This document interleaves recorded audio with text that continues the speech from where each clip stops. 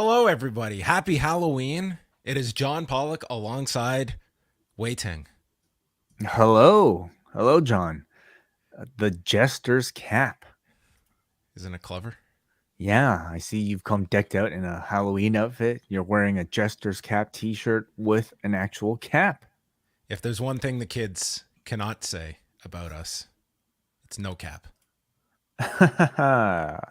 Yes, both of us wearing caps. Nice. How are you? Doing good, man. Doing good. You know, you're making me feel like I should have really put a bit more effort into my outfit. You look my costume. You look like a father of a 3-month-old baby that probably is driving you up the wall at weird hours of the day. I look like a guy who just shaved, and that's about as much effort as I'm willing to put into my appearance for this video podcast here. I took a razor to my face. Do you shave before our shows? I usually have a bit of stubble, and I have no other excuse to be presentable to the world anymore except for these. So yes, I did shave a bit. Well, looks so I'm a shaved. I'm a somewhat shaved, stubbleless man. We'll take you any way we can get you away. Well, tonight was today it was Oscar's first Halloween, and I did see some photos. He looked adorable.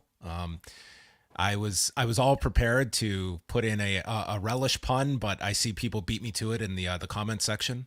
So I did not add on to the obvious joke, but it was a fun time. Did you venture out today? A little bit, yeah. We went to get our flu shots, so that was exciting. Well, he'll never forget his first Halloween.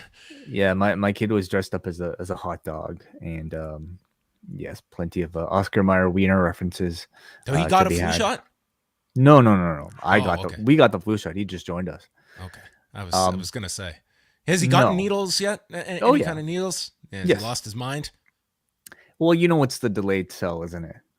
It's the All Japan delayed cell. He gets the jab, and it's like it doesn't affect him until like 5 seconds later. Then he's screaming. So, anyway, today was just me. It was my turn, and I screamed like a baby. Got jabbed in the arm. Did you have the delay cell as well? Delayed. No, I didn't even delay it. It was immediate. But it was his first birthday, or sorry, Halloween. I'm so tired, everybody. But your kids actually went trick-or-treating from what I could tell. That's right. We were. It was pouring rain this morning, so I was like, okay, this could be an interesting Halloween. But the weather turned out all right tonight. Like it was like spitting rain a bit, but it turned out fine. You just need like a solid like 30-40 minutes. That's trick-or-treating. So we got that in. He went with all of his friends and stuff, and Evie went as well. So yeah, she she figured out trick-or-treating extremely quick. By about the third house, she was just grabbing in. Instead of taking one, she'd take 3. And who's going to tell a 1-year-old like, oh no, it's only 1? So she just made out like a bandit. That's like really early to go trick-or-treating, isn't it? At that age. Yeah, I would say. I'm trying to think. Because we would have taken Max when he was maybe 2 was the first time. I mean, she's almost 2. It's like next month. So okay, so now they got the candy. They come back with the loot. How do you ration it for them? We just put it all together, and then they will work on this candy for God knows how long. Do you limit how much candy they could eat? Yes. We don't let them just go to town. I mean, Evie's not going to eat a whole ton. She'll have like a Smartie, and that's like her intake. Right. Okay. And so it'll last her for quite a while. What was the best candy? What was the best candy that they got today? I mean, there's always the one house that does the full size candy bars. I mean, that's always I guess a popular house. Trying to win some awards. I guess so. I mean, you want to be that house. I think that holds more of a distinction. During a recession? Are you kidding me? Who's going to be the candy bar house right now? I think it's a little overrated to be quite honest. I don't know if kids really care that much about the full size candy bar versus I always like kind of having a mix of stuff. It's like, you know what, I can only have so many Mars bars. You know what I mean? Like, let's throw in a 3 Musketeers, and I'm happy. That shows some creativity, but it's the standard fare generally. And if something looks really weird, you don't want to eat it anyway. Like, what is this? It's been a while, so I don't know what they're giving out these days. But okay, so some candy bars. What else? Like what else was creative that you could see? In terms of candy being given away, I mean, yeah, or just things that were being given out. Anything unusual? I'll tell you some of the costumes I saw tonight. There was a Doctor Strange. One of the kids on the street dressed as a Doctor Strange. A pretty like elaborate outfit. There was another kid who had a crown of snakes. It was just like wrapped around her head, all these like rubber snakes that were like going in all these different directions. Like is this some character? Like Medusa, you mean? I guess so. Yeah, maybe. Yeah. I don't know the exact look of this Medusa. That was a cool costume I saw. I'm trying to think. There was a train. It's a kid dressed up as a train with a light. One train. Yeah. Wow. Ninja Turtle. I'm trying to think here. Yeah. All right. Okay. Did you hand out candy? We didn't. No, we didn't. No. We didn't. I didn't even see any kids really on our walk. So. All right. Well, there you go. Sorry. Halloween is in the books for another year. Yeah. Well, tonight we are going to be getting into the Halloween edition of Raw. What the trick or street fight, however they called this. We will get into all of that, the latest news and whatever else is happening across the world. But we will mention off the top that on Tuesday night, it is a special watch-along edition of Rewind Away. We are going to be sitting down, Wai and I, along with our Espresso executive producer this week, who is one Brandon from New Jersey. And we are going to be sitting down to watch the WBF pay-per-view from June of 1992, a pay-per-view that bombed at the time. We are going to revive this thing. I imagine, Wai, you have never watched this. Neither have I. So Tuesday night, 8 p.m. Eastern, for all members at postwrestlingcafe.com, you too can join us for this live watch-along edition of Rewind Away as we all sit down for 2 hours to watch Gary Stridham and company show us what could have been with the World Bodybuilding Federation. And I'm uniquely curious about this event, and I think a live watch along is the best way to absorb this. I don't want to watch this on my own and take notes. I really don't know anything about the WBF, so I'm going into this thing completely cold. I have no idea what to expect, and I'm very excited. That is Tuesday night. Should be a memorable watch along, I think, as we get Wai's brand new thoughts on the World Bodybuilding Federation. Maybe we're going to see something that could have been a gigantic hit, that this thing really should have worked if they had just tweaked this one little thing. Maybe it'll inspire us to like become bodybuilders. Yeah. You and I. That's a huge likelihood of this review on Tuesday night. Very, very probable that next year for Halloween, we will be recreating this cover from June of 1992.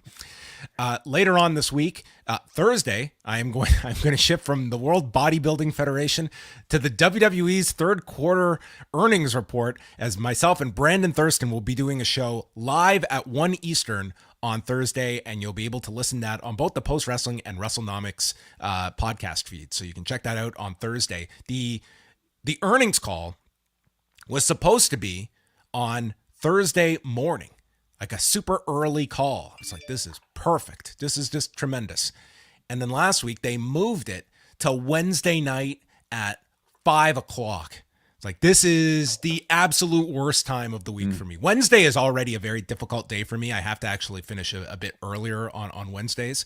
And then you've got Dynamite that night. So just a horrible time for this earnings call. So anyway, Thursday at 1, we'll be live to chat all about the numbers and analysis coming out. Always a fun time with Brandon Thurston. So that's on Thursday. Friday, Wai and Kate will have you covered for Rewind to SmackDown. And then Kate will be coming back the very next day on Saturday with me for the Crown Jewel post show to talk about WWE's much anticipated return to Saudi Arabia. And also of note, on Saturday is a new long and winding Royal Road where Tom Lawler is going to be joining WH Park. Tom Lawler, everybody, a peek behind the curtain here. He ends up working the New Japan shows last week in New York City, goes to Seattle to work Minoru Suzuki on Saturday night for Defy, and then Sunday night, he's home to chat with WH Park. So this one is, the show is in the can. It's ready to go. Saturday night, they're going to be discussing Yoshinari Ogawa and Masahiro Kakihara from January of 1999. I'm very much looking forward to the show with Tom Lawler and WH. I believe the first show those two have done together. From what I could remember, yeah. But I mean, listen, like, we know who the real main event is of Tom Lawler's weekend. Semi-main might be a Minoru Suzuki match, but the main event has to be a podcast with WH Park. Absolutely. So look out for that. The whole schedule's up at postwrestling.com, and we will be reminding you throughout the week of all the different things you can check out. And yes, it is a new month at Post Wrestling Cafe, but with the new billing system, you can really sign up at any point in the month. It's now, you don't have to outsmart Patreon to get your true value out of the Post Wrestling Cafe, but a lot of great stuff coming up this month, starting off with Rewind Away on Tuesday night with the WBF Watch Along. That will be also available after the fact for all Cafe members. But let's also mention the Post Wrestling 5th anniversary show. We're going to continue to hit everyone over the head with this Saturday, November 19th, QXT's Nightclub in Newark, New Jersey, presented by our friends at Real Digital. Way and I are going to be hosting a Q&A show. Brain and Davey are going to be hosting one of their legendary games live and in living color in Newark, New Jersey. We're also going to have a who's who of the post-wrestling community on hand. WH Park, Brandon Thurston, Neil Flanagan, Benno is coming. I mean, we're going to have the European contingent. We're going to have the Canadian contingent, the New Jersey contingent. I mean, all over. The Buffalo chapter of Post Wrestling will be represented through Brandon. I mean, we just have a giant list, including the one and only Andrew Thompson, who we will get to meet for the first time. He will be there at the 5-year anniversary show, just minutes away from the Prudential Center, the same day as AEW's Full Gear, which I will be going to that night. Well, that makes one of us. Congratulations, John. Of course, the 5-year anniversary we are celebrating, and today actually marks the 5-year anniversry of this photo was 5 years ago. Well, this is not exactly, but this thumbnail that was used for our Renegade show after we were released 5 years ago, everybody. So that is what also the anniversary we might be celebrating in particular today, losing our jobs. But then again, beginning our new went jobs. To work, we said trick or treat, and they said, here's the trick. Yeah, there we go. So this podcast is still out on our feeds, everybody. Of course, we hosted all our shows on archive.org without an RSS feed at the time, but you can all find it here if you scroll all the way back on your Post Wrestling feed or going to postwrestling.com. Maybe relive some of those initial moments. Yes. So there you have it. 5 years later. Who would have thunk it? I mean, I was hoping at least 5 years. Yeah, but sure. I was like, let's get a solid 3 in. I think anything above that's gravy. So here we are, 5 years. Congratulations. All right, let's get into some of the news from the last couple of days and bring everyone up to speed. Not something that we have to go into too much depth, but I just want to give my best wishes to Carmella. She posted today a very unfortunate series of circumstances over the last few months, revealing that she had a miscarriage back in September, then got pregnant again and was treated for an ectopic pregnancy over the weekend after experiencing pain, and was in the emergency room, and posted this today, just revealing this, just a heartbreaking series of stories that her and Corey Graves have gone through the last couple of months as well. And I would say it, just seeing what a lot of these people in the public spotlight have to endure on social media, I think it is very, very courageous to post stuff like this, because there is a lot of people, I think, that get help by posting this stuff.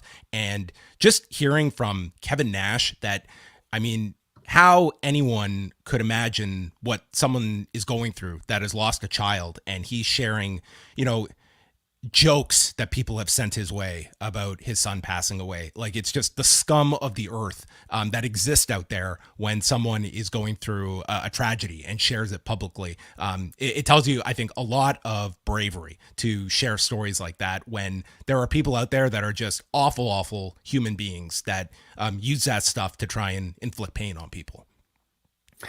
Well, I think the internet has always been a source of has been a source of I think value for people that lack any sort of reason to to have any sort of significance in their daily lives. The feeling that they can get of bothering and being any sort of significant portion of a celebrity's life, for instance, is their only driving motivator. And it's honestly just incredibly sad, of course. And it's the bad side of this whole thing, because otherwise there are great opportunities for people to find support. Really, people like Carmella that are being so public with something like this.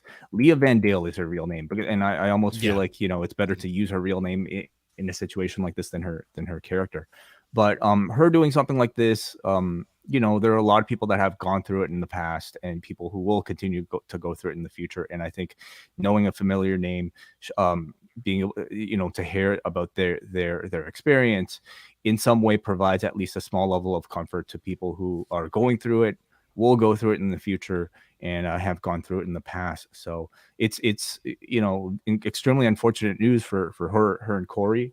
But to me, it's one of the positive things about celebrity and about the internet. The fact that people like this can share and find support with their stories, and the other people that choose to prey on it, I hope none of us pay them any attention. Yeah, and I don't mean to focus on that, but it's just to me emphasizes like how much good it is for someone to put a story like that out there. I think it's extremely helpful for people to read about that, to if they've gone through it themselves. But for a lot of these people, like, it is, you put such a personal story out there, and unfortunately, like that, like there's a reason people are so cautious and nervous to do such a thing, because that exists out there. So anyway, I just think like it was very courageous of her to put that story out there. We'll get into the rest of the news. Going back to Friday. So SmackDown was on FS1 due to the World Series and did 835,000 viewers, a 0.23 in the 18 to 49 demo. So obviously we're not going to compare to weeks on Fox, given that they were on FS1. Interestingly enough, in Canada, they did a huge number. They did 237,000 viewers, which was their second highest number of the year, which was going against the World Series, a CFL game, and a Toronto Raptors game. Now, in Canada, when we get the Canadian numbers for SmackDown, Sportsnet 360 is what we get the viewership for, because it does air on the Fox affiliates here in Canada, but that is not figured in. So on a week like Friday, where Sportsnet 360 is the only place to watch it, you are going to get a bit of a bump. That said, looking at, past years, they've never gotten a boost like this. Like, they were up significantly from the past week. So to me, it's not just the Fox factor. It was, just noticeable. Like, it was so high this week. Like, this was almost as high as the weekend of WrestleMania. Like, that was the highest SmackDown of the year in Canada. So a very strong number for the show up here in this country. Rampage on Friday did 378,000 viewers and a 0.12 in the key demo. So SmackDown was 5th for the night among cable, and Rampage was 27th. They were down 21% this week in viewers, down 9% in 18 to 49. But where they really lost their audience was 35 to 49 and 50 plus. Both were down about 29% from last week. So that was the audience that were hurt the most.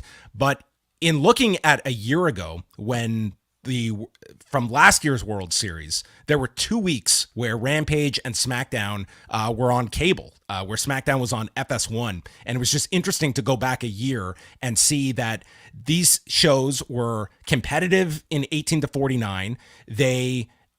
Rampage beat SmackDown one of those weeks in males 18 to 49 and beat SmackDown both weeks in 18 to 34. This week, it just 1 year later, way far apart from where they were a year ago. Like that 18 to 34 audience for Rampage, like this Friday, SmackDown does a 0.20 in 18 to 34. Rampage did a 0.08. Rampage beat SmackDown both times last year on FS1. So that kind of tells you where Rampage's 18 to 34 audience has fallen, and men 18 to 49, I mean, nowhere close to what SmackDown did. So just looking, year to year, SmackDown is at the disadvantage being on the different network for 1 week. So it does kind of shine a bit of a light on, Rampage and where their audience has dropped just from a year ago, where it was very competitive with a SmackDown that was airing on FS1. I mean, if you remember, that was one of those Fridays last year was where they had the 30-minute head-to-head battle between Rampage and SmackDown. That was a really big battle that they had set up between the two shows. So, yeah, not a very good number for Rampage. It was going against the World Series, which did 11.5 million viewers.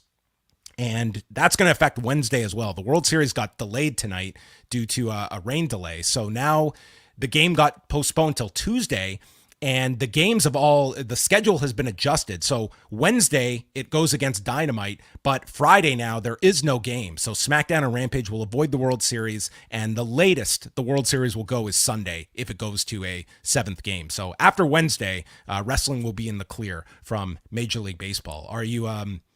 Do you think the Astros are going to pull it out? Do you think the Phillies are leading towards a World Series victory way? Are they going to avenge the nightmare of 1993 some 29 years later? I don't care. Okay. So, I don't know. That is your World Series analysis from Wai Ting as we continue on here. Over the weekend, one of the biggest news items actually came out of Pro Wrestling Noah. During their card on Sunday, a promo aired where the Great Muta was announced for the Budokan Hall show that Noah will run on January the 1st, and his opponent is going to be Shinsuke Nakamura in his first match in Noah since 2013. And Tokyo Sports had additional information on how this whole deal came together. And from the Tokyo Sports article, Noah had Nakamura listed as someone they wanted to bring in immediately after Muto made the decision to go on this retirement tour. Initially, terms could not be reached, but Noah was persistent with WWE after Vince McMahon resigned as chairman and CEO. The agreement was finalized on October 26th, so last Wednesday. Nakamura told Tokyo Sports that people in WWE were behind him in terms of wanting this to come to fruition. He joked that this is the forbidden door. And Nakamura was quoted as stating there were people. Oh, yeah. Okay. So anyway, that was just the quote itself from Nakamura. So a very big match for Noah to be able to put together. And it feels like Keiji Muto has been the key to Noah having open door policy with all these different companies. I mean, they're going to be working with WWE on this show, and then 3 weeks later with AEW when Muto teams up with Sting prior to Muto's retirement in February at the Tokyo Dome. So were you surprised by this news, Wai? And what's kind of your interest level in a Great Muta Shinsuke Nakamura match in 2023? I think it's pretty high. If anything, for me, it's more so the novelty of seeing Shinsuke Nakamura, a WWE contracted star, wrestling in Japan again. Will we see a different style for a Shinsuke Nakamura match? Obviously he'll be wrestling against somebody who's a bit more limited, but nonetheless, the reception that he's going to be receiving in Japan, I think, will be huge. And it's also, of course, really interesting, to think about what sort of new philosophy about working with other companies this new regime has compared to the last. Would this have something, been possible under Vince McMahon? Maybe, maybe not. I don't know. But the report, I believe, indicated that they were a lot more willing to discuss, with the regime change. So will we see things like this in the future? A lot of this tells you about, I think, the great reverence, so much of wrestling promoters on either side of the world have for Keiji Muto. If it was a lesser figure, would it be possible? Does this open the door for other working relationships? I'm very curious to see. Well, there is a precedent from a few years ago when Naomichi Marufuji had his 20th anniversary show. WWE did allow Kenta to go back there to do a singles match with him and even lose on the show. So that was 2018. So, I mean, it's not as though this is completely a different tack that they took, but this is certainly a bigger deal than that. And, from the sound of this report, this was not as simple as Noah just making the request to WWE and they made it sounds like this has been going on for a long time for them to be able to finalize this, because, it's funny because as closed-minded as they were for so many years, like back in the 90s, like you could do something like this and it's such a small amount that would be seeking out these tapes or stuff like that. If you sent someone over to do an All Japan show or something like that, now it's, this is very accessible. This is going to add so much intrigue to Wrestle Universe for that period of time. And you couple it with the fact that Sting's doing the show in January as well. Like that, there's going to be a lot of attention on Noah throughout this remainder of the Muto retirement. I almost wonder if this is something where perhaps WWE ends up putting Muto in their Hall of Fame next year. If this is a sign of them doing something like that, that would be, to me, a consideration on their part to sort of utilize Muto if they sense value in putting him in. Mm-hmm, yeah. I mean, you can argue what value did putting Fujinami in their Hall of Fame present, or really Inoki. I mean, it's not like it's necessarily bringing any new eyeballs or increasing attendance for that particular gate. There's a part of me that recognizes that maybe they still want some international flavor perhaps for their Hall of Fame ceremonies, and I think the Great Muta / Keiji Muto would be really an ideal candidate.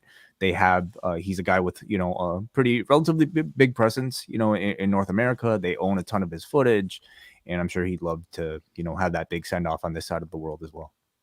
Do you see Keiji Muto doing a moonsault before he retires? He teased it on Sunday's show, and I was like, dude, his knees are so wrecked.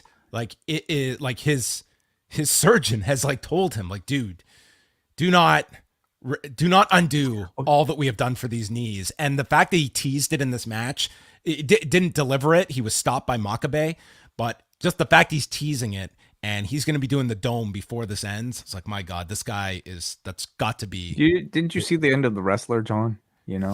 Jesus, come on. If he's going to go out, he'll go out with a big splash off the top rope.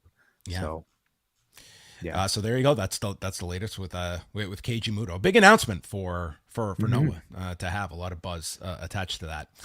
This coming weekend, so we'll have Crown Jewel on Saturday, the same day as Battle Autumn in Osaka, and we now have the full card for Saturday's show from New Japan. It's headlined by Will Ospreay and Tetsuya Naito for the IWGP US Heavyweight Championship. FTR is going over to Japan to defend the IWGP Tag Titles against Jeff Cobb and the Great Okan. Kazuchika Okada will team with Tama Tonga against Jay White and Kenta. Then we will get a tag team match where pairs will be determined randomly, involving Taiji Ishimori, El Desperado, Master Wato, and Hiromu Takahashi. So these four are having a four-way match on January 4th. So we're going to get a tag match out of these four.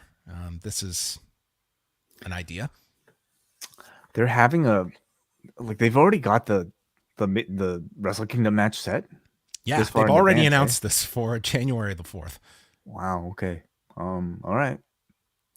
Evil against Zack Sabre Jr. and Ren Narita against Sonata are the semifinal matches for the TV Championship tournament, which I think has to come down to Ren Narita and Zack Sabre Jr. in the final. You get both of the opponents from Shibata's exhibition matches in that match at the Tokyo Dome, and I would think it would only make sense that Shibata is somehow involved in this, maybe presents the title to the winner, maybe attacks the winner, and this is going to be Shibata trying to win this 15-minute. They'll let Shibata go for 15 minutes, and that's his time limit to do pro wrestling matches in the new year. On live TV, I suppose maybe he could get away with it. But the main event, it is now official. Hikuleo will be taking on Yujiro Takahashi. Yujiro is taking the spot of never openweight champion Karl Anderson, who not only is not making this booking, he is not being stripped of the championship. So they are, maybe this Nakamura news has given New Japan cynics more optimism that maybe Karl will be allowed to go back to deliver the much anticipated Karl Anderson Hikuleo showdown. We just have to wait for it. Oh, they're WWE is clearly in a friendly mood with other promotions lately. But they're really, you can have Shinsuke Nakamura in Japan, but we're gonna hold on to Karl Anderson. We're at least gonna save him for the big one. So I mean, the fact that they haven't stripped him, I think it kind of clearly indicates that they intend on having that elusive Karl Anderson never openweight title defense at some point in the future, and maybe at this point it'll be Wrestle Kingdom, on the biggest stage of them all. Which Wrestle Kingdom? What number? We got 17 coming up next year. What do you think? Wrestle Kingdom 18? Oh, you're saying he'll hold on to this for years? I said I'd drop it at Wrestle Kingdom. Hey, I man, never said this Wrestle Kingdom. I don't even think it's a guarantee that he's going to lose. Maybe he'll hold on to the belt, and then he'll just be that, like they'll just be that card he'll be their Brock Lesnar that they'll call upon, 4 times a year. The eternal never openweight champion Karl Anderson. And then the card rounds out with Aussie Open, Aaron Hanare and Gideon Gray taking on Alex Zane, David Finlay, Toru Yano, and Hiroshi Tanahashi. And the opener sees TJP and Francesco Akira defending the junior heavyweight tag titles against Titan and Bushi. It actually looks like a very good card that New Japan has. It's just amazing how much attention Hikuleo and Karl Anderson has had attached to this match. And this is what they are delivering you. Like, this is when, you order something on Amazon and then it comes and this is not what I ordered. And you give a 1-star review for, which this match might generate. Hey, I'll be paying attention, The world will be paying attention to this Hikuleo match. Over the weekend, did you see Jake Paul defeat Anderson Silva? I was following along with the results and I did see some highlights on Twitter. Yes. Jake Paul is now the lineal greatest middleweight in UFC history. I mean, he was probably already anyway. Yeah, no, you know what? From what I could tell, he looked pretty good, and he knocked down Anderson in the last round. I mean, there was unless you're just out to lunch, like Jake Paul won this fight. It's like it's a pretty consensus view of that he won this fight. He has made, improvements that he is more than capable of fighting a certain tier of boxers. And Anderson Silva, to me, Anderson Silva was not a joke. Like, all of the focus now is on his age after the fight. That was not the the focus going into the fight, where this was the toughest test for Jake Paul. So he won on all 3 judges' scorecards, and afterwards is throwing out Canelo, he wants to fight, which would just be something, or Nate Diaz, which Tommy Fury is another name that is out there as well. But I think this was a very good weekend for the Jake Paul experiment. Now, all that said, the live gate was very good. They drew, this was something like the second highest gate for a combat sports event in the history of this building, behind a UFC event from a few years ago. But the pay-per-view number is going to tell the tale on this one. I'm very interested to see what the pay-per-view number ends up being. And if Showtime releases the number, I think that, as much as Jake Paul has been associated as this trendsetter in boxing, I mean, those Tyron Woodley fights, it was, especially the second one, apparently did not do so well. So we will see. Anderson Silva was a step up in terms of notoriety. We'll see if people actually bought this thing. I think a Nate Diaz match would really change things as well. I mean, I was certainly more interested in the outcome of this one than maybe even the second Tyron Woodley fight. And if it was a Nate Diaz match, I think it's almost like the perfect opponent for really both of them in their careers, and to make money at the very least. At this stage, it seems like Jake Paul has gained a good deal of credibility attached to his name. Who would you pick in a Nate Diaz Jake Paul fight? I think Jake Paul would not have too much trouble with Nate Diaz in a boxing fight. I think that the buildup would be tremendous for that fight. What you didn't have for this Anderson Silva fight was any any sort of hype in that direction. Like, they were so respectful to one another. I think that the buildup for this fight would be what everyone would be jonesing for. But like, Nate Diaz has not done any boxing fights before. He's a very good striker in MMA. I think he would be nowhere near where even Jake Paul is right now. I would certainly feel like a comfortable favorite Jake Paul would be against Nate Diaz. That the whole paragraph you just said would have been unfathomable like 5 years ago, you know? Well, and he's doing it without metal in his hands as well. I mean, he's doing this naturally. True. I know. No bionic hands that we know of. So, you know, does this reinvigorate the experiment, you think, or does it come down to who his opponent is next? Well, I'll throw out this one as well, because he was part of the Showtime broadcast on Saturday, and that is one George St-Pierre, who revealed in an interview with MMA Fighting that he is finally free of his contract with the UFC. If you remember, he had his last fight 5 years ago against Michael Bisping, and then retired in February of 2019. But it was around a year and a half ago when he was being asked about the idea of doing the boxing fight with Oscar De La Hoya. And he was still technically under contract. Like, that's how onerous these contracts are by UFC, of the amount of control they have over fighters for years, in the case of George St-Pierre. And he could not take the fight, a boxing fight, mind you, with Oscar De La Hoya. This was not him trying to do MMA. He could not do a boxing fight without going the legal route, which he may have had to have spent countless amounts and years trying to legally get out of that contract. So now he is free. He is completely closing the door on ever fighting in MMA again, but he said he is open to boxing or doing a grappling match if the right circumstances are there. And George St-Pierre would certainly line up as this kind of, if he is interested in it. Like, to me, Jake Paul goes from an Anderson Silva to, like, you don't get a Nate Diaz. George St-Pierre is not the worst option to have for this ongoing Jake Paul versus MMA story that really angered a lot of MMA fans over the weekend. Like, there was some anger coming out of this that, Jake Paul has beaten this legendary figure, and you would extend that with the George St-Pierre. What were they upset about? Just the idea that, Jake Paul is, beating their guys. Okay. Would you want to see Jake Paul and George St-Pierre away? Sure. Why not? Is there anyone you would not? What do I lose from having that match take place in the universe? Would you buy this fight? That's the question. Would I buy it? Well, I don't know about that.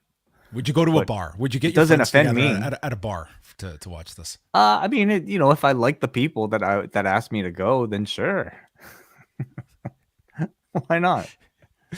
Well, then maybe it's a possibility. We'll see. But Okay. there you have it. That's our boxing takeaways from the weekend. So anyway, just the lineups we have, some updates. So NXT on Tuesday night, we're gonna have a Schism sit down interview. So Ava Raine is gonna share her connection to the Schism. Braun Breaker is on the show. R-Truth against Grayson Waller. Thea Hale against Kiana James, the return of Odyssey Jones, who's been out for months, and Mandy Rose's 1 year celebration as NXT Women's Champion. And this will be going against the World Series, so we will see if there is a schism when it comes to the viewership patterns on Tuesday night for NXT. Wednesday, for Dynamite, they are now up to 4 title matches on this show on Wednesday. So we have Jericho against a former ROH champion for the ROH title. Samoa Joe against Brian Cage has been added for the ROH TV title. Orange Cassidy, Luchasaurus, and Rey Fenix for the All-Atlantic Championship. Jade Cargill defends the TBS title against Marina Shafir. A title eliminator between Jon Moxley and Lee Moriarty. Jay Lethal against Darby Allin. Renee interviewing Saraya and Dr. Britt Baker. And the daddy-ass fingerless birthday bash. Yeah, we'll find out what Swerve actually did with those pliers. But Rampage now is Battle of the Belts. Every Dynamite. episode. Oh, sorry, Dynamite. Yes. Yeah. No, whatever. It's cool. Yeah. Brian Cage versus Samoa Joe sounds like a good match. Yeah, this is a lot of stuff they have loaded up for Wednesday's show. So we will see who the mystery man is for Chris Jericho. I think our caller Brian from Rewind to SmackDown, I think that was the best idea. Who did he suggest? Colt Cabana. Oh, yes. Great idea. We'll see who it is on Wednesday. All right, there you go. That's all your news. Postwrestling.com for all of the latest. We'll now get into Raw from Monday night. The American Airlines Center in Dallas, Texas, playing host to Raw, which got the benefit of avoiding the World Series on Monday night and just had to go against Monday Night Football and trick-or-treating. That was their opposition. So starting things off, Bianca Belair taking on the renewed Nikki Cross, who is right back to her sanity character. Just made the full leap. And so the match begins. She goes after Bianca's knee, and then a sleeper hold is applied where Belair drops her on the floor, breaking it. Damage control is out, and Bayley posts Belair. Cross then attacks Bayley, and she goes after Sky and Kai, and she rolls into the ring into a KOD, and Bianca Belair pins her in 9.5 minutes. So Nikki Cross was just kind of outsmarted here by herself. Like she attacked the women who were helping her and then rolled into her doom via the KOD. I'm guessing it was done to maybe show the numbers advantage once more. So she came in last week attacking everybody, baby faces and heels, and she essentially did the same this week as well, although ended up, maybe more favoring the babyface side. It was a bit surprising to me that this match was happening so early into this run for her, because we haven't even had a chance to hear Nikki Cross speak about her character change before this match. So maybe that's the character. Maybe she doesn't speak. She's just supposed to be rabid, like her, I guess her old character kind of was. Yeah. It seems to me just like another person they might be adding to the War Games team. Maybe. Yeah, we'll see. It was not the biggest follow-up with Nikki Cross on this show. Damage Control ran in, they attacked Belair, and that prompted the return of Asuka and Alexa Bliss. They helped Belair clear the ring, and Bliss hit a somersault off the edge to the 3, and we would get much more with Alexa Bliss and Asuka on the show later to come. Afterwards, the 3 were in the back, and Belair notes how Bayley has pinned her twice, but only one of them is walking out Saturday from Crown Jewel, and she's not going to be alone this Saturday, indicating that Bliss and Asuka will be with her in Saudi Arabia. And Bliss says they're settling their issues tonight, and they issue a challenge to Dakota Kai and Io Sky for the tag titles later tonight. And that would be our main event. Mm-hmm. Yeah, it's a match that it was not promoted ahead of time. They made it at the beginning of the show, so we'll see. We'll see how the ratings reflect it. How about the rankings? How did they just leapfrog and get this title shot? I guess this is the benefit of a tag division that has 2 teams in it. Did they beat them in some other way? I mean, I don't think it really matters. They asked for it, and that's all that matters. We were supposed to have a split screen interview segment with Bobby Lashley and Brock Lesnar, but Lashley is there. Lesnar is not. Lashley says he exposed Lesnar, and he's going to expose him again on Saturday. He's a Bobby Lashley wannabe. And Lesnar enters the arena and says, I didn't come to Dallas for a sit-down interview. I came here to fight. So Lesnar reveals his Megadeth shirt, and out comes Lashley. They get into a big brawl, and they're separated by, this was like watching Where's Waldo. We saw Von Wagner, Duke Hudson was out here, and then Paul Levesque comes out and threatens to call off the match if the 2 touch each other. And they did. Didn't they? By the end of the segment, Hunter was like, this fight is off. He said if they touch, it's off. Oh, okay. So it was a warning. It was a warning, yes. So the match is off. I mean, if you didn't want to get on do that huge flight to Saudi Arabia, I'd be like, all right, just punch the guy, and they'd be losing big paydays, Saudi Arabian paydays. Yeah, I guess so. Well, Lesnar, this is a great gig if you can get it. I mean, he shows up here, he does his 5-minute brawl with Lashley. And I was going to make a ton of money to go over to Saudi Arabia. So that's his week. That's a very profitable week for Brock Lesnar. Very quick night of work here in Dallas. Long flight, but yeah. Austin Theory against Seth Rollins. Seth just worked as the babyface in this match, and I thought he was tremendous. The crowd is humming along with his theme throughout the match. Theory takes over before the break, but then Rollins comes back, suicide dive, Falcon Arrow, and then the springboard knee lands, as well as a super kick. They go back and forth with strikes, and then a fisherman buster is landed by Theory, a rolling blockbuster, and he nearly catches him with the A-Town down. Rollins blocks, and then after several strikes, Theory goes for the pedigree. It's blocked, and then Rollins hits the stomp and pins Theory in 14 minutes and 40 seconds. I thought a very good match that these two had. One of the better Austin Theory matches, and I really enjoyed watching Rollins play the babyface in this match. I thought the crowd was with him, and he had a very nice match here. And the Money in the Bank winner loses again. I felt the exact same way. One of the better matches from Theory in recent memory, and it was almost a bit staggering how much of a babyface Rollins played here. I mean, he always is kind of teetering towards that direction anyway, but this was one where he was really flat out, straight up babyface, and this crowd is very willing to accept him as that. So I wonder if this one sticks or if it was just a 1 week thing considering the opponent. And they never announced Rollins for anything for Crown Jewel, right? Don't think so. No. Like they had been teasing the Ali stuff, but no announcement, at least on Monday. They do announce that Bray Wyatt will be going to Crown Jewel to talk. He's going to talk on Saturday. Reigns and Heyman come out, and Kevin Patrick brings up Jake Paul's win against Anderson Silva as evidence of what the Pauls can do. And Reigns and Heyman stand in the ring, and the Usi chant begins in Dallas. He says that Sammy and Jay are out working on becoming more Usi. And this is merchandise that is just waiting to just fly off the shelves for this company. They need to have a very Usi shirt yesterday. Oh, mugs, slippers, fanny packs, coffee coolies, anything you could put that word on. Yes. They should do it. Heyman brings up the steel screws in Logan Paul's hand and that he's been training with Shawn Michaels. Reigns cannot stand an outsider, Heyman notes, and then The Miz interrupts, explaining how he knows Logan Paul better than anyone, and his right hand is real. Just ask Jay. And he says, if you can help me with Dexter, I'll help you neutralize Logan Paul. And Reigns asks, why does everyone keep asking about me getting knocked out?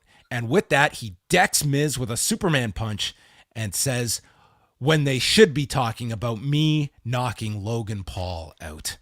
And with Miz's cracked jaw on the mat, Roman Reigns exited the ring, and that is how the bloodline was represented on Monday night.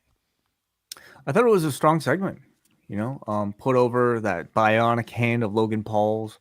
I thought Miz was used well here as well. He was able to, I guess, add some sort of confirmation about the bionic hand because he's been around Logan Paul. I thought they did a good job of intersecting the two storylines together, and both I thought were very good. This ended up being, I think, a decent bit of promo for that Crown Jewel match. After the break, Miz is icing his jaw, and Kathy Kelly says that Johnny Gargano sat down with Byron Saxton earlier for a tell-all interview that's going to air tonight. Miz is trying to get out of his match with Mustafa Ali, and Miz calls it gotcha journalism that Byron Saxton is being accused of. And no story should run until it's verified by multiple sources. And he threatens a defamation lawsuit if this interview airs tonight. And Ali enters, and he says everything is bigger in Texas. But he looks down at Miz's balls and says, well, not everything. And if you didn't get the subtlety of his line, he then said that the Miz, you have tiny balls. And Miz gets so angry at this insult that he says he will beat Ali tonight with a broken jaw. Mm-hmm. Yeah. High art. I actually think the Miz does a really good job of whatever they're telling him to do. Man, Ali, though, I don't know if he feels is the most comfortable, saying lines like this. Miz, you've got tiny balls. Yeah. It was quite the line. Damian Priest and Karl Anderson. Non-title match. Anderson decked Dominic on the floor, and then Priest lays him out with a kick. They go through the commercial. The Reckoning ends up getting countered when Karl catches him with a backslide and wins in 7 minutes and 18 seconds. Yeah. I suppose Anderson, he's building up to that Wrestle Kingdom match, and they need to book him strong. And I also guess they needed to give him something after that Balor loss. I mean, a win over Damian Priest is I don't think it's that to expected, I should say. So they've been very protective of the Judgment Day. Like, yeah, they're not just trading wins with everybody. But overall, I found the match like pretty generic, without much interest from this audience, and it just felt like a pretty typical match on Raw. So the Judgment Day attack, Styles and Gallows get involved, and then Ripley hits Gallows in the Gallows pole, and he stands up to Carl Anderson and Rhea does. And then Balor and Priest attack. There's a razor's edge on AJ, coup de grace on Anderson, and then Dominic gets to the top doing all the Eddie Guerrero mannerisms before hitting the frog splash to AJ. And they stand tall as Graves says they need an answer for Rhea Ripley. So I thought they had their plan last week about an answer for Rhea Ripley, which was not revealed tonight. So maybe they will have an answer for her this Saturday. Yeah. Like, are they bringing somebody in? I don't know, but wouldn't you have wanted this? If they had their answer for Rhea Ripley, they might have avoided this beatdown. Maybe they're procrastinators. Maybe they've got a short list. They haven't narrowed it down to one specific answer for Rhea Ripley. Maybe they have a few options on the table. They're still interviewing. Could be. MVP and Omos. MVP cuts a promo. He's going to SmackDown on Friday to chat with Braun, and he's got a big surprise. The surprise is telling Rey Mysterio that this is how easy it is to go from one show to the next. I really thought they would have explained that the Judgment Day can't go over to SmackDown, and therefore Rey can't go over to Raw. But, you got to get a special written pass, I suppose, and maybe the Judgment Day, they have plans on Friday. Maybe they go out. Maybe it's like, we're not going all the way to wrestling on Friday. We work Mondays. Friday night's a bad night. It's a busy night. Dominic's young. He's probably going out on Fridays. I'm not giving up my weekend to go travel to St. Louis or somewhere. Well, it was a tape show, so maybe he already had plans, like Halloween, theme plans. He was at the F1 race on the weekend. That's right. Doing. That's right. Giving a tremendous good luck to Nicholas Latifi and Esteban Ocon. Which was it Latifi and Ocon? Wasn't or Albon? They were Williams, right? It was Albon. Yeah. I don't think they did too hot. No, they didn't. I was thinking of Ocon because he actually finished like 8th or something. So yeah, he did do well, but that wasn't on Dominic's and Finn Balor's account. So yeah, maybe they were just they'll get around to SmackDown at some point. Yeah. JBL comes out and he is home here in Texas, and he runs through all these famous Texans, the history of the state, mentions the Von Erichs and Steve Austin, all these greats. Until you snowflakes came along and ruined it. So now it's the Gen Zers that have turned Texas into an embarrassment. Yes, because if ever there's a state that I think of as heavily woke and snowflakes, it's Texas. I mean, it certainly worked on this crowd because none of these people liked being called woke. No, they did not appreciate this. JBL equates Halloween to a holiday where you teach your kids to go door to door begging for food. None of you should be allowed to call yourselves a Texan. Stand up on your snowflake legs and put your woke hands together for the man that's going to save the business, Baron Corbin. And then Corbin came out and just did this long promo about people saving their last remaining dollars to pay for a ticket to come see him. They're interrupted by R-Truth, who comes out dressed like a cowboy with a stuffed horse, and he says, JBL and Corbin, I like your costumes. They're not wearing costumes. JBL's out of touch. It ends with R-Truth taking the end of days, and I was waiting for the end of segment. Yeah.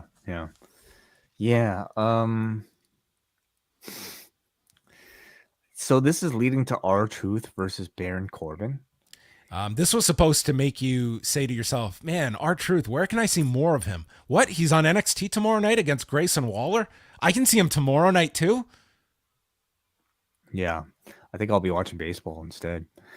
Last week they had R-Truth interrupt a segment with The Miz, and I thought at least, somewhat clever. And then they just gave you the match afterwards, and it was fine. This week, it almost feels like they're going to make us wait for this. We got to anticipate this Baron Corbin R-Truth match. So we have that to look forward to. Yes, they're bearing with us.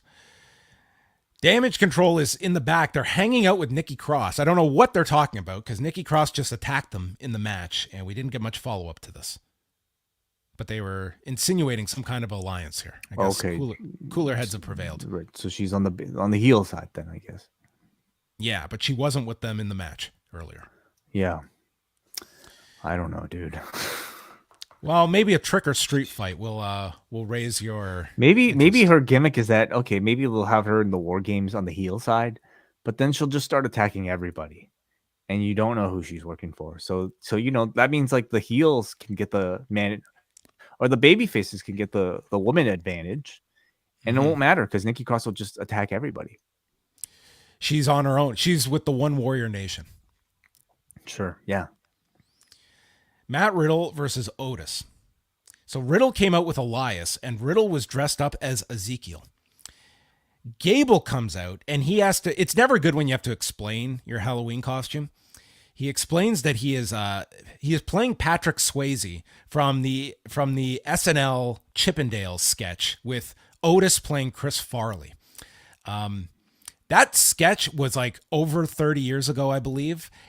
Nobody in this arena reacted to this at all, and the announcers had to pretty much acknowledge that this costume really did not land. This was not a timely reference. No. That they must have. Man, we've got Otis here to play Farley. Gable can be a convincing Swayze. I mean, this was just a generational miss of a costume idea.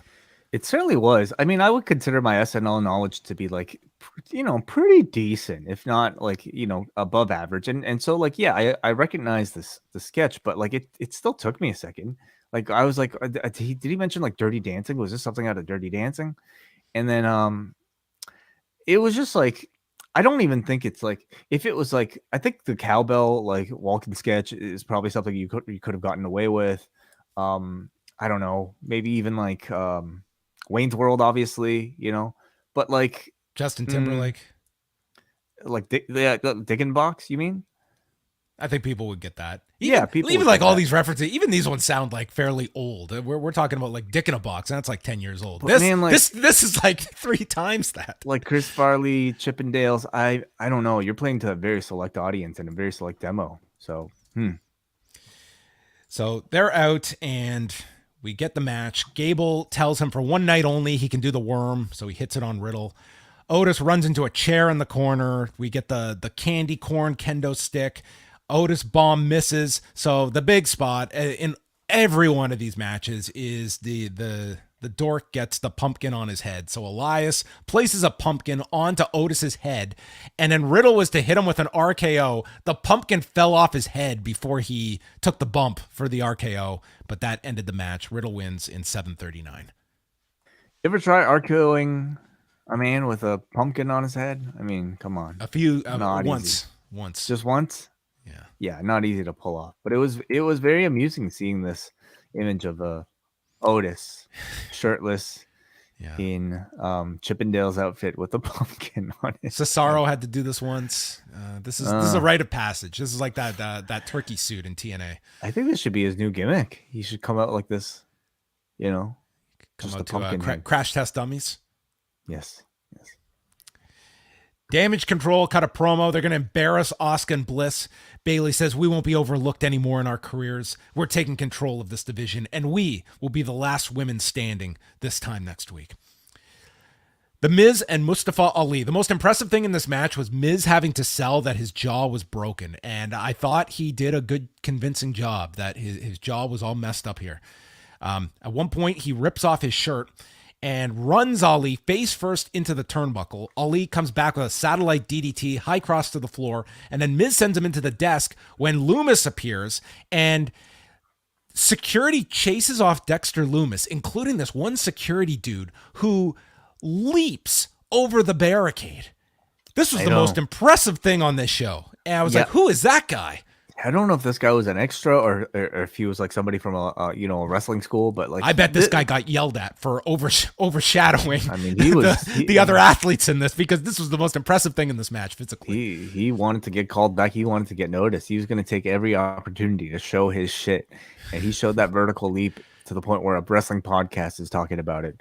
So bravo to this guy. He made the most out of it. Yeah, for sure. So then this leads to Ali landing a super kick and a 450 to win the match in 10:03. So he fought a guy with a broken jaw.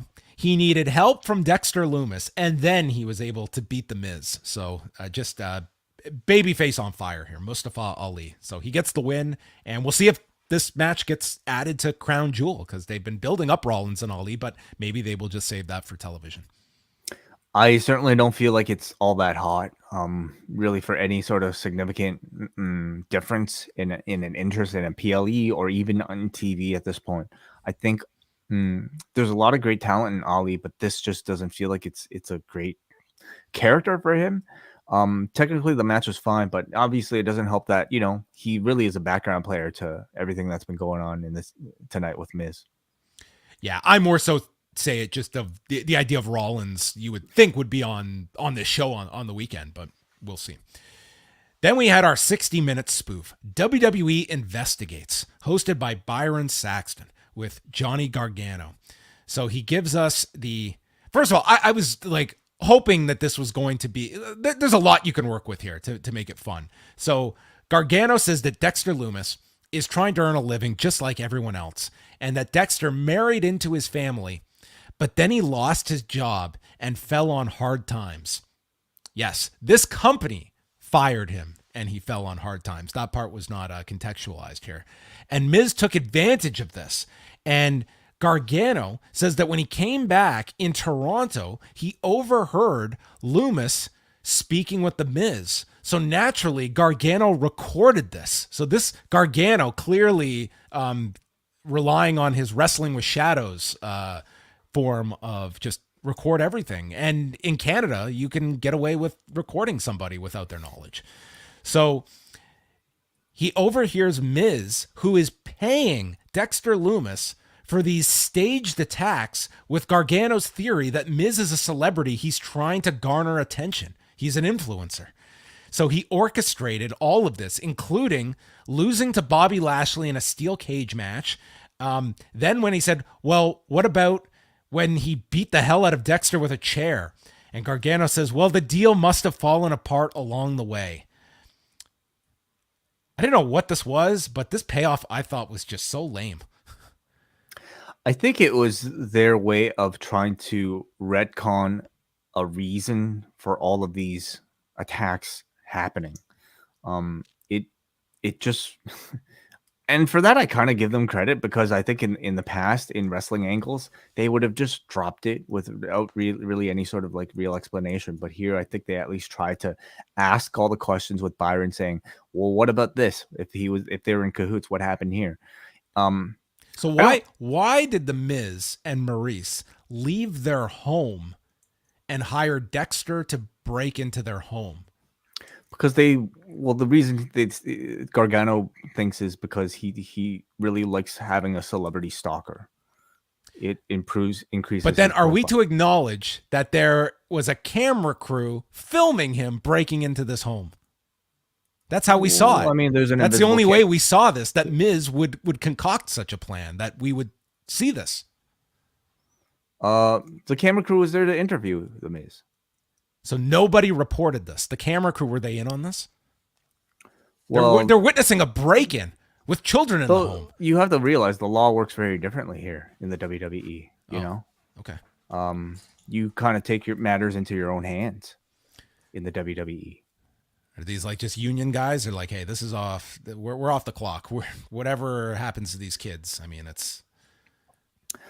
Well, this guy's I don't crazy. know. This I'm guy not Dexter sure about Loomis. Anyway, this to me was way too. We've watched this for like 2-3 months now. Mm-hmm. This guy torturing this guy, and now the dark secret was Miz staged this. Ooh, what a harmful secret that is now out. This is what was going to get him canceled. That Gargano threatened. This is what Miz is going to sue over. That he. Who cares? Who would be the injured party in all of this? Who would be like upset with the Miz? Like, did he work Maurice this whole time about this? Like, what? Who is even the victim in all of this? Like, okay, yeah, it could be that. Listen, I'm pretty confident in saying that this was not what they had planned when this all began.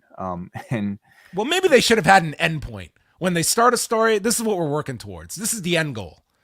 I mean, I think this is what you get when you bring back the guy who kidnaps people. His one function is to kidnap, and you can't really do much more with him, with Dexter Lumis, than that. So, but now the story is he's broke because this company fired him, and he doesn't have a job here anymore. So, if anything, it's the company that are the heels in this thing. They've ruined this man's life, and now they are profiting off of him on their television every week, and they don't pay him. Right. Well, he wasn't that good at his job. So he was let go for that reason. Okay, but he's back. But he's only back at the Miz's expense. Sure. Yeah, the Miz brought him back. So this is like MJF and Wardlow. So Wardlow's not where Wardlow was under contract to MJF, and Dexter Lumis is being paid by the Miz. WWE doesn't want to hire him apparently. Yeah, he doesn't work here. He's not. That's why they dragged him away. He's not supposed to be here. Right. Okay. It all makes sense. Foolproof. So they set up that match where if the Miz lost, this guy would get a contract. Well, then, yeah, he will have earned his right. I mean, remember, Road Dogg made the match. He probably didn't have jurisdiction, but he said it on air, and I'm guessing they're like, oh, we got to deliver what we promised to the audience. So now he can earn his job. Okay. I think this has added a lot of complications to a program I was not enjoying in the least to begin with. But I guess we also don't even know if this is the real answer. This is just Johnny Gargano's side of things, right? You know, we did get that recording from the Miz. Okay, so that was pretty. Is that damning evidence, or is there? How close do you think he got with his phone? I mean, this is like this almost felt like in most states this would be Gargano incriminating himself. Right.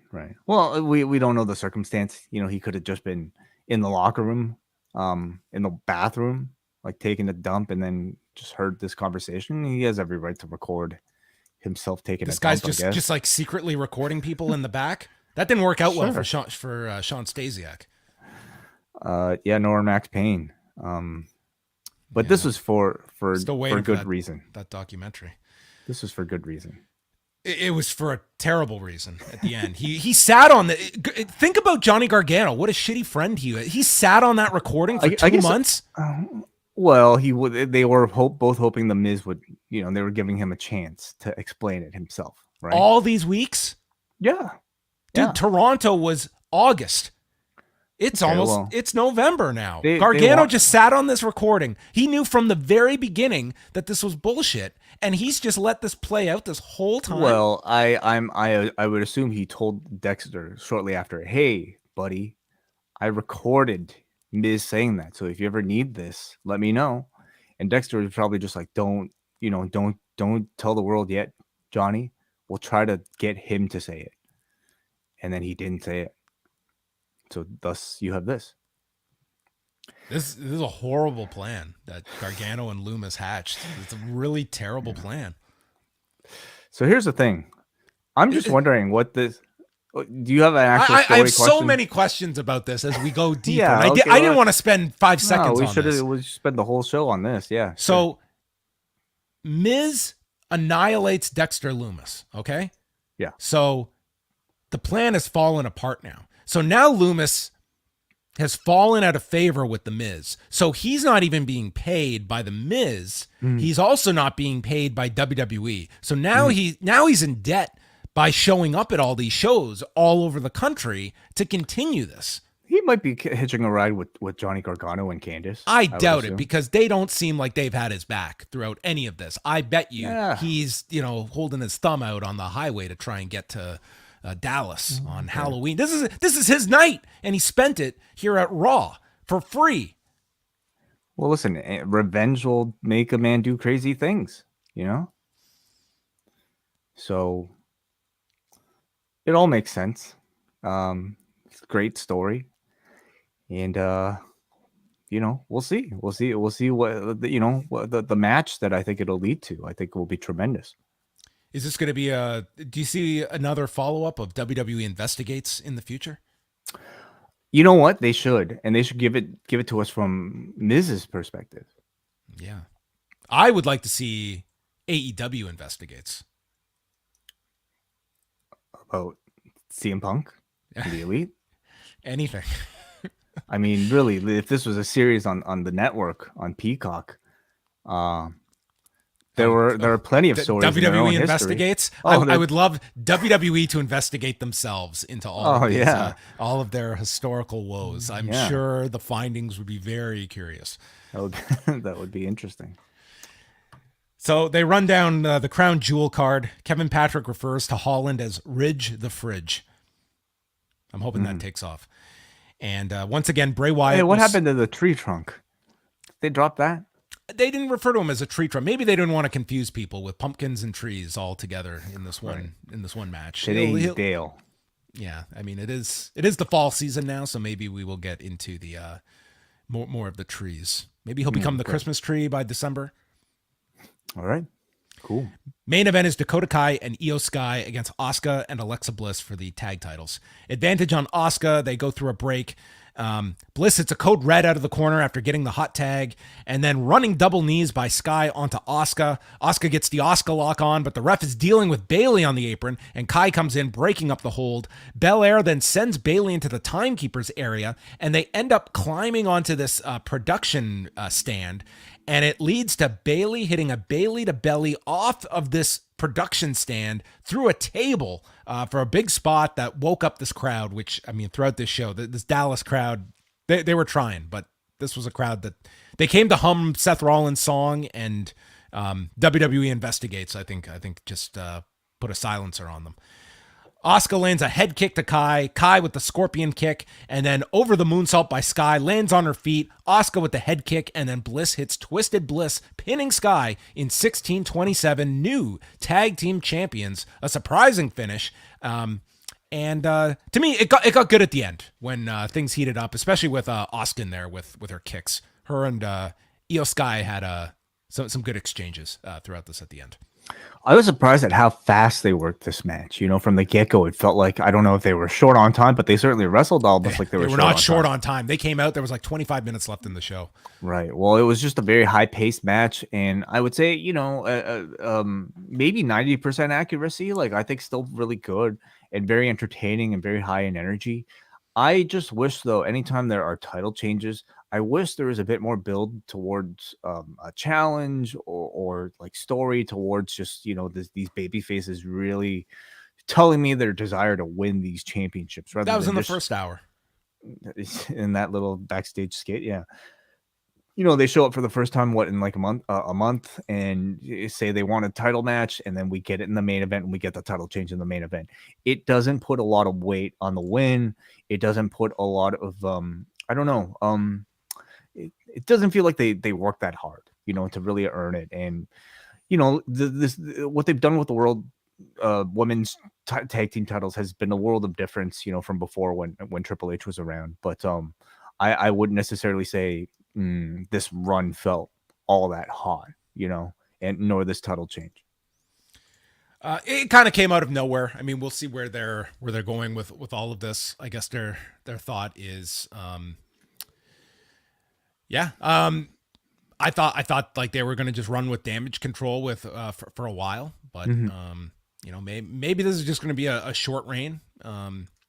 I don't know if you read more into it of having the titles on baby faces right now, but they might have just. What would you read into? I mean, everyone's belief was like, you put it onto Kai and Sky, and the hope is that, it's a setup for Banks and Naomi coming back. So, you put it back on, and not to say you can flip them back again. This might have just been, do a title change and they hold them for a short amount of time and they flip them back. It's not like this is a tag division that has any kind of depth attached to it on the main roster. Yeah, but the hope is that you change it, right? And what would flipping them back onto Kai and Sky do for these championships or the division? This wasn't the most dynamic title reign to begin with, so maybe they just wanted to shake things up and do a title change. Yeah. I mean, sure. Okay. Wai, tell me why you loved tonight's edition of Raw. Well, listen, I feel like it was better than the previous 2 weeks. I kind of flushed these like shows just kind of right out of me, after we're done recording here. So I don't even remember, but I do recall that the last 2 weeks were pretty like poor, really poor. And I would say tonight, I think, was better than either of the two. I think you had at least some good wrestling here. The main event was good.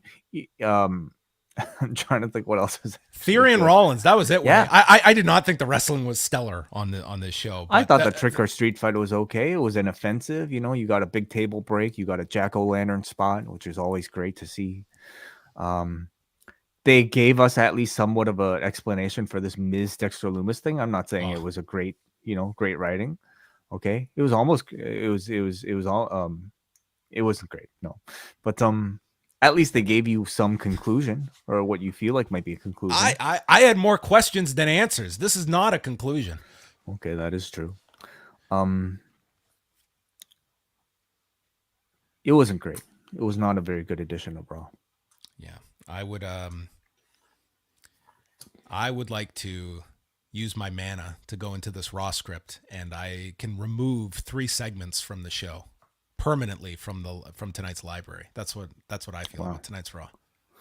Well, I would have taken my razor and shaved a bit of stubble off of maybe the third hour here. I just would have shaved off the whole thing, to be honest. 2 hours. I would have been happy with that. Raw is done. So this was their last live show before Crown Jewel. It's a taped SmackDown on Friday and then Crown Jewel Saturday afternoon. Are you going to watch Crown Jewel? I'll watch it, definitely. Yeah, I'll watch it to keep up. Certainly. I won't be watching at the wedding I'm going to. I'll try to find time afterwards. No. Do not have your phone out at the wedding. You would not be able to defend yourself. They're like, what are you watching? Well, there's this event going on in Saudi Arabia right now from the WWE right now. Omos is about to take on the monster among men, Braun Strowman. Yeah. Don't think they'll like that. Let's go to super chats and feedback to tonight's episode of Raw. Yeah, let's go to some super chats here. We got a Jake from the Windy City who says, "Happy Halloween with muffins from Mindy's Bakery." Yes. Man, I wonder, one thing I liked about Raw, I did like all the photos they showed of different fans in costumes throughout the show. I thought that was a cool touch for tonight's show. I would love if there is a photo of anyone that dressed up as Punk at the press conference for Halloween. That would have been a great photo op especially if they went the extra step and actually got Mindy's muffins. It'd be a great photo op for an audience on the internet watching this podcast right now. Because if you're going to that's what Twitter is, okay? I guess so. If you're going to any Did you see that tweet that Davey had of when he requested Daniel Garcia? Like, that went everywhere. Oh, true. That is the world. That's the type of outfit I would put on and never leave the house. I would just take a photo, put it on Twitter, because I don't think that's all you need to do. I don't think anybody in the real world would understand whatsoever. But I'm sure that's out there. Okay. What else we got here? Thank you so much, Jake, for the support. We got MJ from NJ who sends $10 to say second-year ratings fell off a cliff on FS1. I use that as an indicator that the value of SmackDown is from being on Fox. Okay. To indicator that the value of SmackDown is from being on Fox. Concerning for upcoming rights that the audience doesn't travel with the show. Happy 5th. I mean, the fact is on FS1, it was like last year. They had 2 episodes on FS1. The first one did let me pull these up so I'm right. So while you do that, MJ also sends another $5 just to add. I think otherwise, if half the audience traveled, majority doesn't. Do you think this is a valid way to view audience retention? I don't look at these one-offs as anything that I put too much stock into. Last year, so this past Friday, they did 835,000 viewers. Last year, the 2 weeks did 866 and 1,032,000. So pretty comparable with one of the episodes and down, a decent amount from the second episode last year, which were both obviously going against the World Series.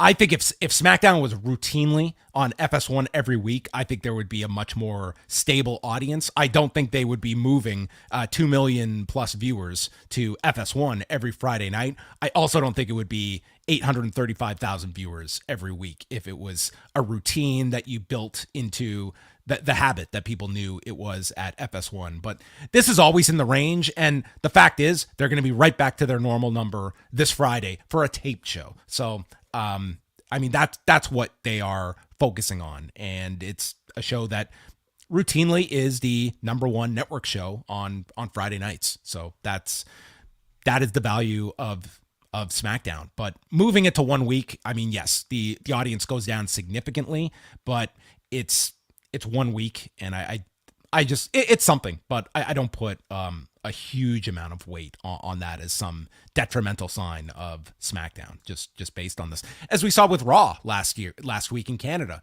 you move it to OLN for 1 week, it just totally craters because OLN is such an inferior network here in Canada, and guaranteed the number will bounce back this week when it's back on Sportsnet 360. So, all right, let's go on over to feedback, starting off with Benjamin. The Dexter Lumis and Miz thing ain't doing it for me, though Johnny Wrestling doing a spoof of Dark Side of the Ring in 60 minutes was watchable. The more I see Uncle Howdy, the less I trust it's going to be any good.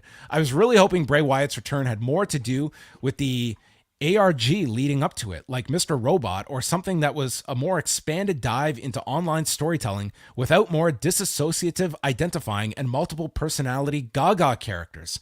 The lower quality Primus, when known as Big Brown Beaver costume, ain't doing much for me. These are a lot of references. Anyway, they made me care about Brock and Lashley. Roman's great, just so compelling these days. Even his walk out to the ring was a better promo than most cut with a microphone while he was leaving. I think we're trying to gauge a little too much from the quality of a mask on Friday.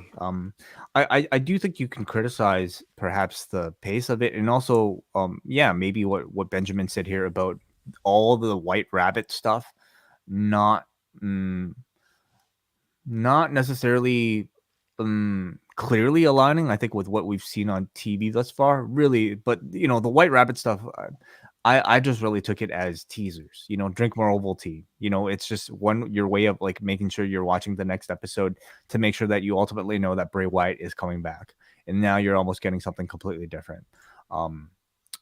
They probably didn't intend on those being as big of a success as they did, at least not enough to base around an entire character or identity strictly around the QR codes, for instance. I still think it's relatively early, but now if at Saudi Arabia for Crown Jewel, Bray Wyatt comes out and cuts the exact same promo that he's cut twice now, talking about how grateful he's been, and then all of a sudden just seeing, a close-up of an Uncle Howdy or a guy in a mask saying, "You're a liar, I'm coming for you," that would be somewhat disappointing. But it might be to the point where the audience is starting to, at least a small vocal minority might be, raising some doubts. But I think for the most part, it's still working really well.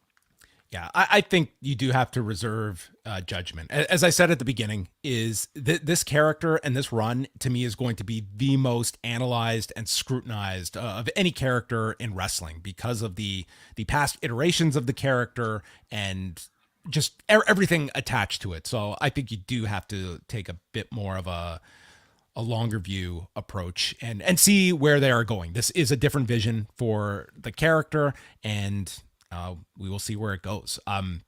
They're not going to be able to maintain the same momentum that he has had for the build up to all of this over time once he becomes a routinely weekly character. Like the impact is not going to be what it was, but you're not going to be able to sustain that level for forever as they had for the build up to his reveal. Let's go up next to Saeed, who says this Raw was a lot better than the last 2 weeks, but definitely had its weaknesses. I was a fan of the Brock Lashley and the Rollins Theory match. Again, the Miz Loomis Gargano stuff was the worst of the show. If the Rhea Problem Solver is being saved for Crown Jewel, I feel like it's a mistake, as the reaction will be very tame, if any reaction. It should have happened tonight. Again, a returning / repackaged star coming back and eating a loss. At least it was with a distraction. Not sure, but feels like it puts them down a peg. I was waiting for them to have Miz do something since he brought Logan in and they did. Roman could have only cut the promo he cut while walking up the ramp and it would have been enough. Spectacular stuff from Roman. I guess it is notable that Bliss came out with the doll. Let's see how long that lasts. Did she come out with the doll? It was in the AR thing, which is always a part of her entrance. I don't know if I saw it with her. I also don't know how closely she's tied in at this point. Do you guys think the advertising of Bray being at Crown Jewel will boost interest in more people tuning in? I think that's the hope. You know, he's proven to be some sort of, you know, he believes he's their biggest like mover right now. Yeah. You know, I don't sense the same level of anticipation that he had his first couple of weeks, but obviously they feel it's enough to put him on Saturday, that it'll be something meaningful. And they probably should do something notable on Saturday. Yeah. Like it shouldn't just be like a rehash of a television segment. Like it should be a next step forward. Also, question for Way. What are your thoughts on the Uncle Howdy earring matching the one Bo Dallas wears? Coincidence, or would they do something with Bo Dallas? And yeah, people were very keen to point out shortly afterwards that the earring on Uncle Howdy matches the cross diamond studded earring that Bo Dallas was last seen wearing on WWE television. So I don't think that's a mistake. I think it's very possible. I would even point towards as likely that we're seeing a return of Bo Dallas, perhaps playing this Uncle Howdy character, whom some have stated looks a little like Barry Windham, Uncle Barry, of course. So maybe that's all part of the inspiration. All right, we'll continue on. And the last one. Okay, well, these are just responses. Okay, there's all your feedback, everyone. Thanks for submitting at forum.postwrestling.com. And that will bring an end to the Halloween edition of Rewind to Raw. We're back on Tuesday night live at 8 p.m. Eastern time for the live watch along for the WBF pay-per-view from June of 1992. This is an easy show to find on YouTube if you search for it. So we will be watching the 2-hour show along with Brandon from New Jersey, which I look forward to. And we hope you will be joining us. All Post Wrestling Cafe members are welcome to join us for the live watch along. And then Wednesday, we're back with Rewind to Dynamite right after Wednesday's show taking place in Baltimore, Maryland. So that is all coming your way. And again, once again, our Post Wrestling 5-year anniversary show tickets are on sale now. postwrestling.com/live. We are going to be at QXT's nightclub in Newark, New Jersey. Live Q&A, Braden and Davey, and many, many, many. The biggest gathering of the Post Wrestling contingent. So grab your tickets now, postwrestling.com/live, and we hope to see you on Saturday, November the 19th. Way, I hope you had a tremendous Halloween, and now it is November. I know. Yeah. We're moving from pumpkin spice season to peppermint season. Ooh, what's your preference? Maybe the peppermint. Yeah, peppermint's very, very solid. I love peppermint. Yeah, it's nice. Okay, Way's done, so we're gonna sign off, and thank you for listening to Rewind to Raw.